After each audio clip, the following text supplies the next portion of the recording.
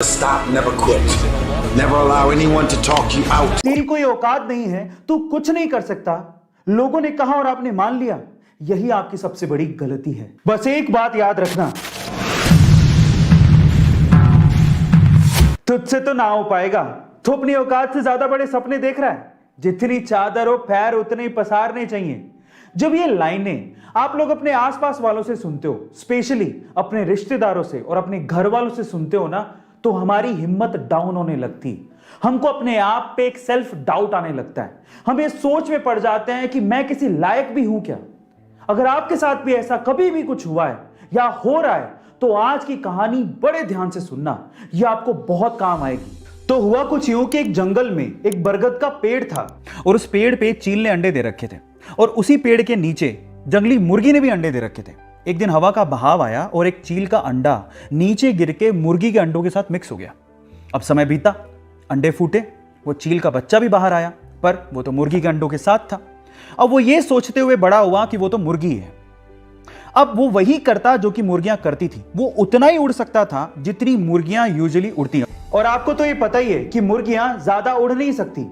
एक बार वो चील का बच्चा जो कि मुर्गियों की तरह पल रहा था, उसने आसमान में चील को उड़ते देखा। तो उसने अपनी मुर्गी मां को पूछा कि मां, वो पक्षी कौन है जो बड़े शान से उड़ रहा है?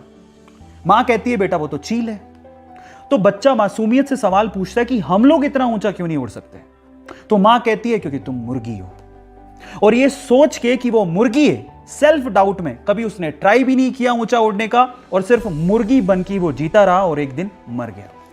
अब इस कहानी का क्या मोरल है? क्या इसका मतलब निकलता है, क्या आप जानते हैं?